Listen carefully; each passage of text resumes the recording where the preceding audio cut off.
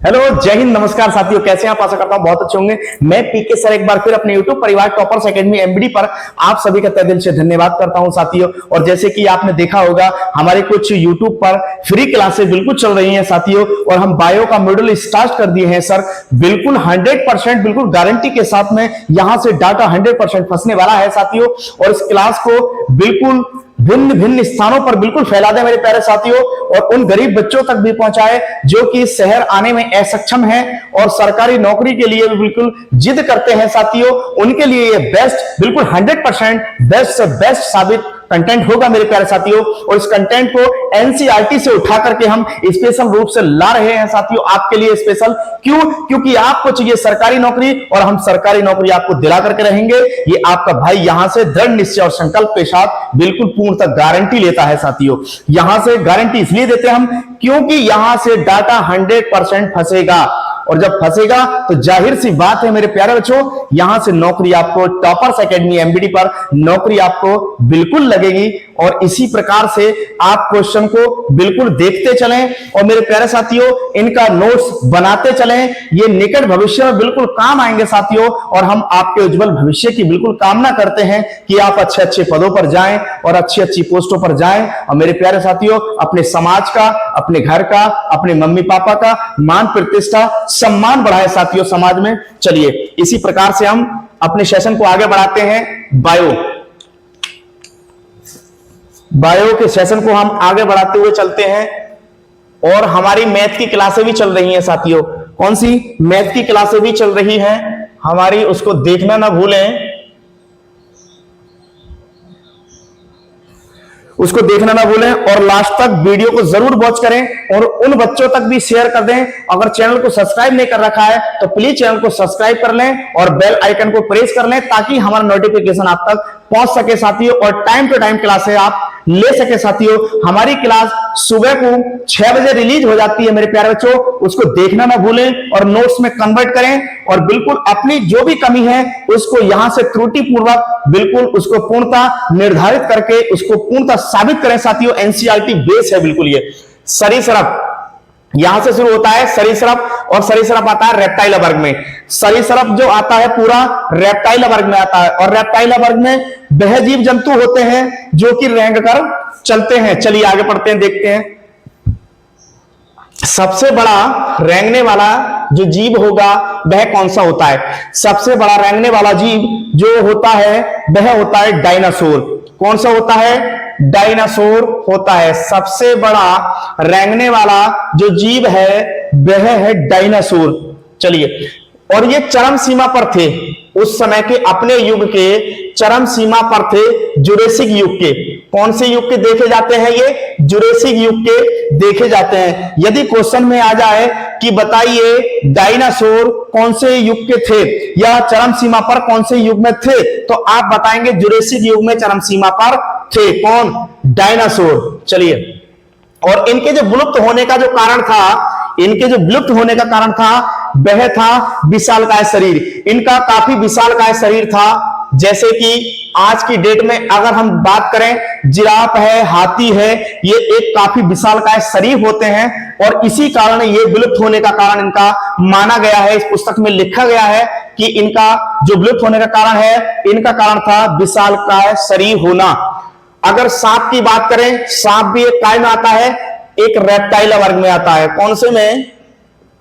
रेप्टाइला वर्ग।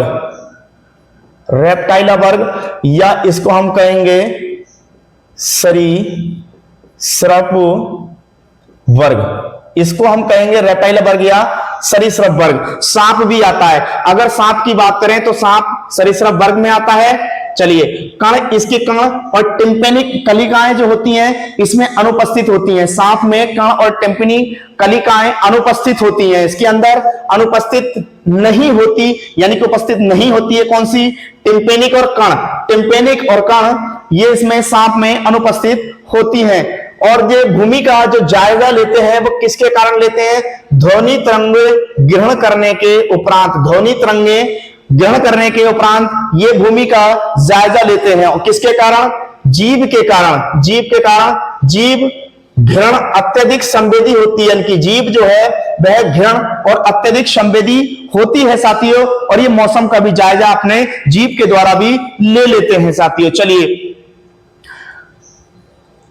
अगर वातावरण का जो जायजा लेते हैं वह जीभ के द्वारा लेते हैं, हमने बता दिया, ठीक है ये।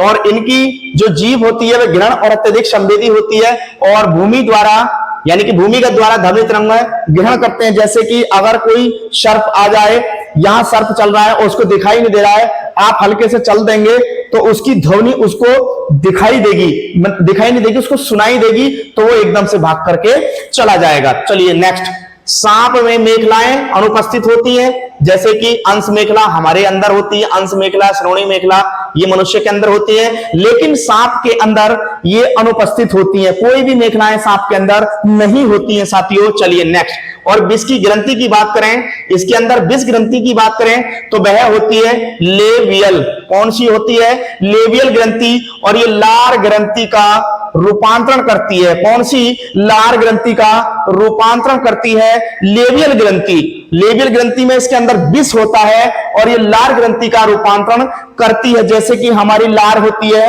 एंटोन लार होती है, ठीक है। अगर इसके वैक्सीन की बात करें, आपको सांप ने काट लिया तो कौन सी वैक्सीन लगाएं कि वो ठीक हो जाए? तो वैक्सीन किससे बनती है? घोड़े के सीरम से। किससे? घोड़े के सीरम से बनाई जाती है। किससे? घोड़े के सीरम से। जैसे कि घोड़े का पैर, कौन सा पैर? पैर को उसके छीला जाएगा, क्या होगा? छीला जाता है उसके पैर को, घोड़े के पैर को। किसको? घोड़े के पैर को छीला जाता है और वहां से क्या बनाई जाती है? सीरम। क्या बनाई जाती है साथियों? सीरम बनाई जाती है। और वह सीरम होती है, उसका कलर होता है कैसा? पीला। उसका हल्का कलर होता है पीला। ये मक्खी आ रही है, इसको दौड़ा दौड़ा के मारेंगे ससुरी। काहे मक्खी आ रही है? तो इसका कलर कैसा होता है साथी? पीला होता है। कैसा होता है? पीला होता है। और मेरे प्यारे बच्चों, एकदम बेसिक से करा रहे हैं, 100% यहां से डाटा, ये पूर्णतः गारंटी देता हूं, यहां से 100% डाटा आने ही वाला है और सरकारी नौकरी को आप प्राप्त कर करके मानेंगे। चाहे कुछ भी हो जाए, हम सरकारी नौकरी आपको दिला करके रहेंगे साथियों। ये यहां से बिल्कुल दृढ़ निश्चय और वादा करता हूं साथियों, आपको सरकारी नौकरी दिलाऊंगा, बिल्कुल दिलाऊंगा। 100% मार्क्स भी दिलाऊंगा, 40 में से 40। यदि आपने सरकारी नौकरी की ठान ही ली है और टॉपर्स एकेडमी एमबीडी को आपने सब्सक्राइब कर ही लिया है, तो आप नौकरी के 50% हिस्से को टच कर गए हैं साथियों। क्या? बिल्कुल 50% हिस्से को नौकरी की टच कर गए हैं साथियों। और जब आपने ठान ही लिया है तो बिल्कुल साथियों बेल आइकन को भी दबा लें और प्रेस कर लें। एक दूसरे भाई को शेयर जरूर करें मेरे प्यारे बच्चों और सपोर्ट करें। चलिए आगे बढ़ते हैं। तो इसका जो वैक्सीन बनाई जाती है घोड़े के सीरम से बनाई जाती है। घोड़े का सीरम कैसे प्राप्त होता है? उसके पैर को छीला जाता है। छीलने के उपरांत उसमें एक व्हाइट वाटर, जिसको सफेद पानी की तरह, उस पर सफेद पस की तरह आएगा। फिर उसके बाद में सीरम आएगी पीले कलर की। उस सीरम को हम वैक्सीन में कन्वर्ट करते हैं साथियों। किसमें? वैक्सीन में कन्वर्ट करते हैं। चलिए नेक्स्ट, अब आता है पक्षी वर्ग। कौन सा? पक्षी वर्ग। पक्षी वर्ग को हम एवीज वर्ग कहते हैं। कौन सा? एवीज वर्ग।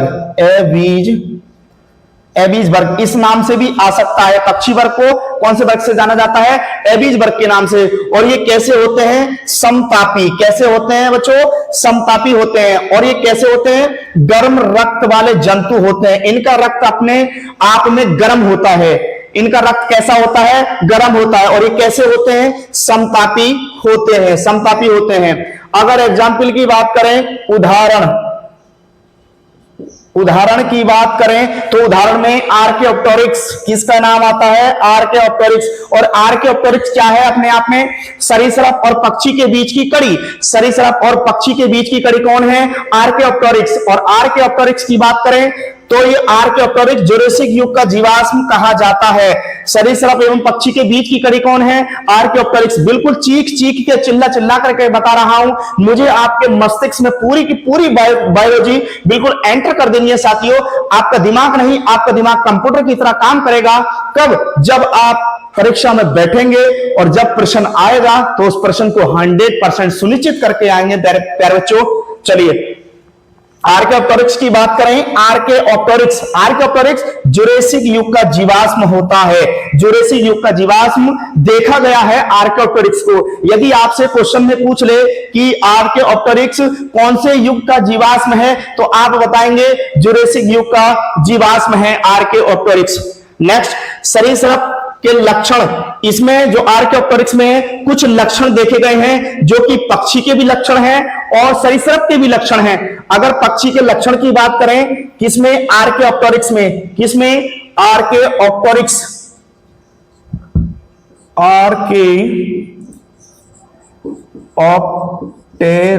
आर्कियोप्टेरिक्स। अगर इसमें हम पक्षी के गुणों की बात करें तो पक्षी के लक्षण कौन कौन से पाए जाते हैं? इसके अंदर पाया जाता है पंख होते हैं और पंजे होते हैं। कौन से? पंख और पंजे देखे गए किसके अंदर? आर्कियोप्टेरिक्स के अंदर। और सबसे छोटा पक्षी की बात करें और इसमें सरीसृप के लक्षण जो पाए गए हैं, देखो पक्षी के लक्षण जो पाए गए हैं वो पाए गए हैं पंख और पंजे, और इसमें सरीसृप के जो लक्षण पाए गए हैं, सरीसृप के लक्षण, वह जबड़े में दांत और पूंछ पाई गई है। जबड़े में दांत और पूंछ पाई गई है सरीसृप में। सरीसृप में पूंछ होती है, आपने देखा होगा। सर्प को तो सबने देखा ही होगा, कोई बंदा ऐसा होगा जिसने सर्प को नहीं देखा होगा। 99% सर्प को सबने देखा होगा। उसकी पूंछ होती है कि नहीं होती है? अब आप कहेंगे सर चिड़िया की भी तो पूंछ होती है, लेकिन नहीं, हमने कहा कि कुछ पोर्शन इसमें पक्षी के लक्षण देखे गए और कुछ पोर्शन इसमें सरीसृप के लक्षण देखे गए। जैसे कि सरीसृप के लक्षण इसमें कौन कौन से देखे गए? जबड़े में दांत देखे गए और पूंछ देखी गई। और पक्षी के लक्षणों की बात करें तो पंख देखे गए और पंजे देखे गए हैं साथियों। और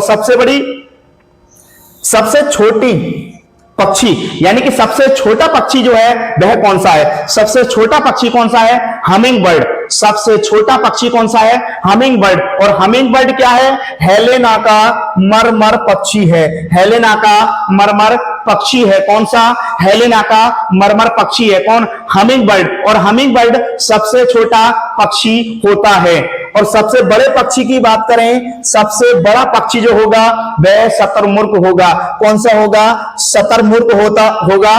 और ऑस्ट्रिच, इसको ऑस्ट्रिच कहते हैं। क्या कहते हैं? ऑस्ट्रिच। और ये कहां पाया जाता है? अफ्रीका और अरेबिया में पाया जाता है। कहां? अफ्रीका और अरेबिया में पाया जाता है। कौन? शतुरमुर्ग। सबसे ज्यादा शतुरमुर्ग जो पाया जाता है वो ऑस्ट्रिया और अफ्रीका। ऑस्ट्रिच, ये ऑस्ट्रिच के नाम से भी जाना जाता है। कहीं कहीं क्वेश्चन में देखने को मिल जाता है कि सबसे बड़ा पक्षी कौन, तो आप लगाएंगे शतुरमुर्ग। और शतुरमुर्ग का अंडा भी सबसे बड़ा होता है साथियों। कैसा होता है? अंडा भी सबसे बड़ा होता है। और चैनल को विजिट जरूर करें, एक दूसरे भाई को चैनल को शेयर भी जरूर करें। बिल्कुल बहन भाई की जरूर मदद करें मेरे प्यारे बच्चों। आप हैं तो हम हैं और हम हैं तो आप हैं। और जब आपने सरकारी नौकरी की ठान ली है तो प्यारे बच्चों टॉपर्स एकेडमी को बिल्कुल ज्वाइन कर लें और 100% जुड़ जाएं। सरकारी नौकरी में 4 चांद लगा देंगे बच्चों।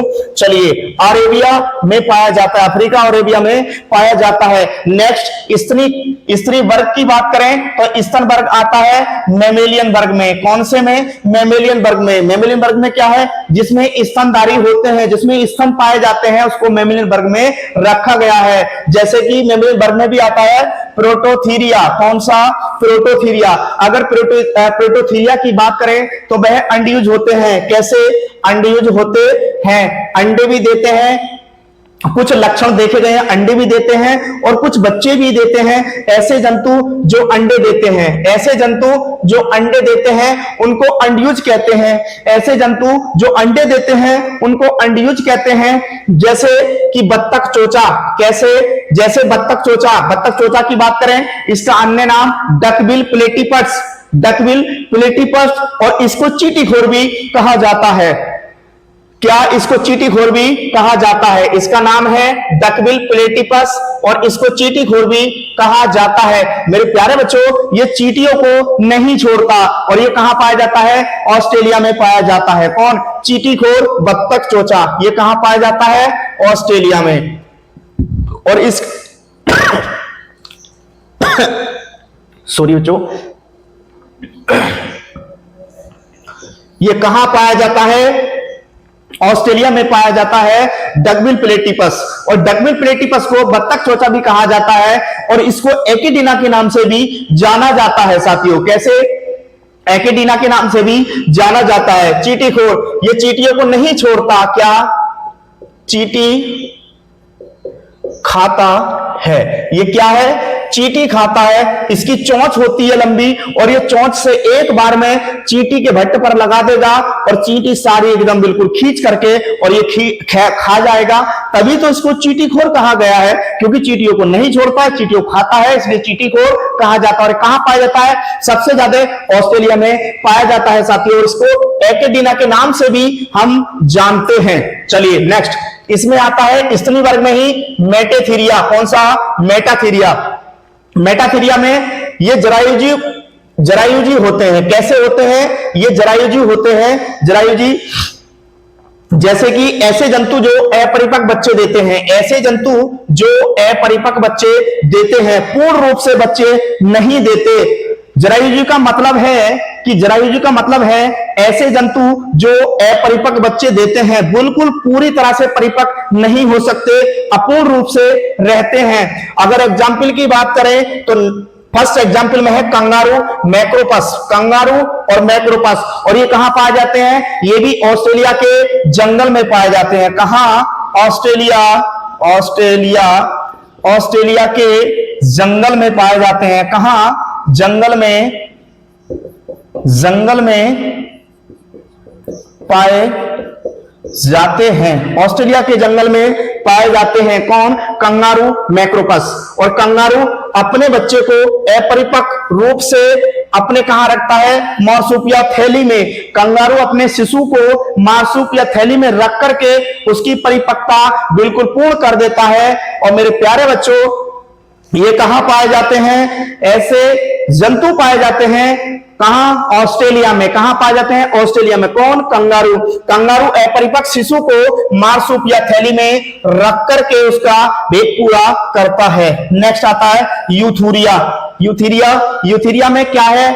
ऐसे जंतु जो पूर्ण विकसित बच्चे देते हैं। ऐसे जंतु जो पूर्ण विकसित बच्चे देते हैं। ऐसे जंतु जो पूर्ण विकसित बच्चे देते हैं, जैसे कि एग्जाम्पल की बात करें, एग्जाम्पल में स्तनधारी।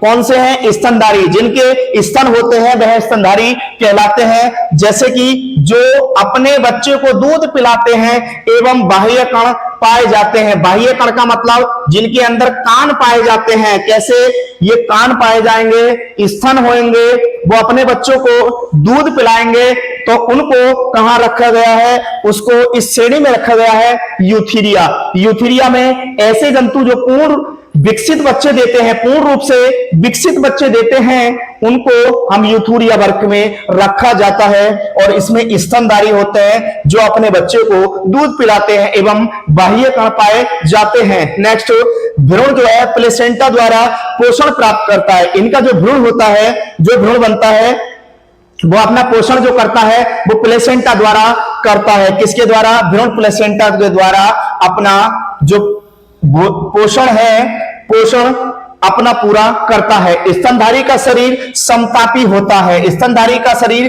कैसा होता है? स्तनधारी दिखाई दे रहा है बच्चों? दिखाई दे रहा है बेटा जी? स्तनधारी का शरीर कैसा होता है? समतापी, समतापी होता है। जाने जा। तो स्तनधारियों का शरीर समतापी होता है। स्तनधारियों का शरीर समतापी होता है। और सबसे छोटे स्तनी की बात करें, जो कि सबसे छोटा स्तनधारी जो है वह छछूंदर है। कौन सा? जिसको आम भाषा में चकचुंदर भी कहा जाता है, कुछ जगह छछूंदर भी कहा जाता है। तो छछूंदर सबसे छोटा कौन है? स्तनधारी। सबसे छोटा स्तनधारी की बात करें तो वह छछूंदर है। और एकमात्र उड़ने वाला स्तनधारी कौन सा है? सभी को पता होगा प्यारे बच्चों। और यहां ये क्वेश्चन आता है किसमें? रेलवे। काय में? Railway and SSC and CGL तक में ये साइंस मेरे बच्चों, ये गर्दा धुआं बिल्कुल गर्दा उड़ा देगी। Railway, SSC MTS, SSC CGL, SSC CPU में भी 100% ये गर्दा उड़ा देगी साथियों बिल्कुल क्लास। और ये क्लास इतनी हेल्पफुल और मददगार साबित होगी कि आपकी नौकरी में 4 चांद लगा देगी प्यारे बच्चों। तो इसको लास्ट तक जरूर देखना ना भूलें बिल्कुल, और एक दूसरे भाई को शेयर जरूर करें प्यारे बच्चों। तो इसमें एकमात्र उड़ने वाला स्तनधारी कौन सा होगा? चमगादड़। कौन सा होगा? चमगादड़ होगा। और सबसे बड़ा स्त्री की बात करें जो कि सबसे बड़ा स्तनधारी होता है, वह कौन सा होता है? नीली व्हेल। क्या कहेंगे इसको? नीली व्हेल कहेंगे। और सबसे बड़ा स्थलीय स्तनधारी, सबसे बड़ा स्थलीय स्तनधारी जो होगा वह अफ्रीकन हाथी है। कौन सा? अफ्रीकन हाथी। अफ्रीकन हाथी क्या है? सबसे बड़ा स्थलीय। अगर क्वेश्चन में आ जाए कि सबसे बड़ा स्थलीय स्तनधारी या भारी कौन सा है, तो आपको लगाना है अफ्रीकन हाथी। कौन सा लगाना है?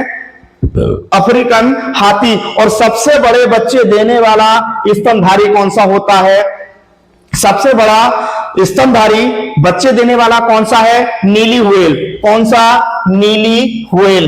नीली व्हेल में मछली टाइप में आती है, तो सबसे बड़ा बच्चे देने वाला स्तनधारी नीली व्हेल है साथियों। और जब आप हमारे साथ जुड़ी गए हैं तो हम नौकरी की बिल्कुल पूर्णतः गारंटी लेते हैं साथियों, और 100% नौकरी आपकी लगवा करके देंगे। चाहे कहीं तक भी जाना पड़े हम जाएंगे, जहां तक डाटा उठा करके लाना पड़े हम लाएंगे, और 100% अपनी नौकरी को सुनिश्चित कर देंगे साथियों। और ये क्लास इतनी हेल्पफुल और मददगार साबित होगी कि आप इसकी कल्पना नहीं कर सकते। और मेरे प्यारे बच्चों, इसको बड़ा समय लगता है कलेक्ट करके बनाकर आपको देना, और एनसीईआरटी पूरा फुल एनसीईआरटी बेस है।